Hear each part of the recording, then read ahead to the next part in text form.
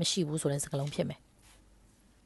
lesson 3မှာရှိတယ်မရှိဘူးဆိုတဲ့စကားလုံးကဘယ်နေမှာသုံးမလဲဆိုတော့လူတွေမှာသုံးမယ်နေရာတွေမှာသုံးမယ်ပစ္စည်းတွေမှာသုံးလို့မရအောင်ဒီပစ္စည်းကိုဆရာမတို့တိလို့ဒီဘောပင်နဲ့ဆရာမနဲ့ခင်လို့ရတာဒီဘောပင်နဲ့ဆရာမနဲ့ခင်လို့မရအောင်ခင်လို့မရတဲ့အတွက်ဒီဘောပင်မဲ့ဒီဘောပင်ကိုစိုက်မှာတွားမိတဲ့ခါကျရင်ဒီဘောပင်ကြိုက်မှာလို့မေးလို့မရအောင်အဲ့ဆိုဒီဘောပင်ရှိလားဆိုဒီဘောပင်နဲ့ဆရာမနဲ့တငယ်ချင်းမလုပ်လို့မရတာအဲ့တော့ဒီဘောပင်ရှိလားလို့တွားမေးလို့မရအောင်တိတဲ့လူချင်းမှာသုံးမှာနော်အဲ့တော့ဆရာမတို့ကကြိုက်နေသုံးမယ်ဘောပင်အရာဝတ္ထုတွေမှာတတ်သုံးလို့မရတော့ဘူးနော်နေရာမှာပဲတတ်သုံးမယ်ပူကြိုက်ဆိုရင်မရှိဘူးတွားမယ်အဲ့တော့ဒီမှာဆိုရင်ဆရာမတို့မှားဆိုတဲ့စကားလုံးမပါဘူးနေအကိုရှိလားဆိုရင်နီကောကောကြိုက်မှာသူကတခါတည်းသုံးပါနီကြိုက်ကောကောမှာလို့ပြောခဲ့လို့ရှိရင်မှားတယ်နီကောကောကြိုက်မှာဆိုတဲ့စကားလုံးကမှန်တယ်ရှိတယ်လို့ဖြေတဲ့ခါကျရင်ယုံနဲ့တော့ဖြေလို့မရအောင်ကြိုက်နေပဲပြောမယ်မရှိဘူးလို့ပြောရင်ပူကြိုက်နေသုံးမယ်ယုံနဲ့မေးခဲ့ရင်ယုံနဲ့ဖြေရမယ်ကြိုက်နဲ့မေးရင်ကြိုက်နဲ့ဖြေရမယ်နော်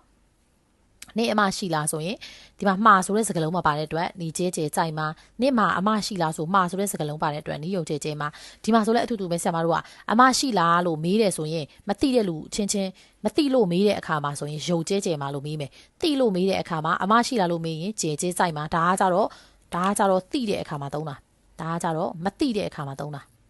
အဲ့တော့ဆရာမတို့အဲ့နှစ်ခုသိထားပေးရမယ်နော်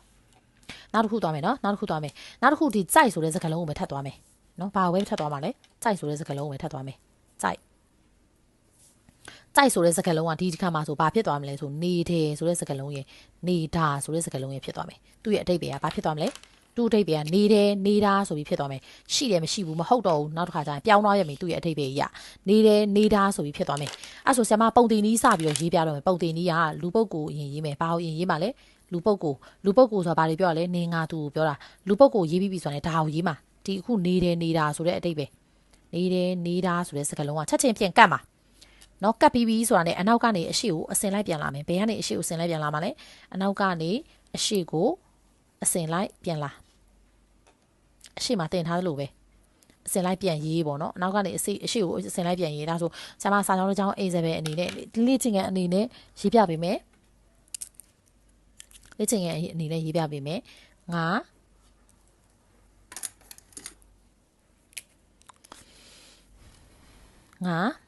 စကားပြောနေတယ်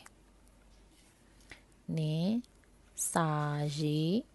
နေတာလားနော်နင်စာရေးနေရလားနောက်တစ်ခေါက်က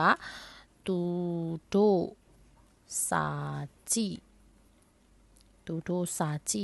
နေတယ်โอเคတော့စသည်လို့လေးရေးလိုက်တော့မယ်နော်ငါစကားပြောနေတယ်သူတို့စာကြည့်နေတယ်နင်စာရေးနေတာလားဒါမျိုးလေးရေးလိုက်မယ်နော်အဲ့ဆိုရင်သူ့ရဲ့ပုံတင်နည်းကိုသွားကြည့်မယ်ဆရာမတို့ကသူ့ပုံတင်နည်းကိုသွားကြည့်မယ်ဘာလို့သွားကြည့်ပါလဲသူ့ပုံတင်နည်းအဲ့ဆိုသူ့ပုံတင်ရဲ့နည်းကဘာလဲဆိုတော့လူပုဂ္ဂိုလ်အရင်သွား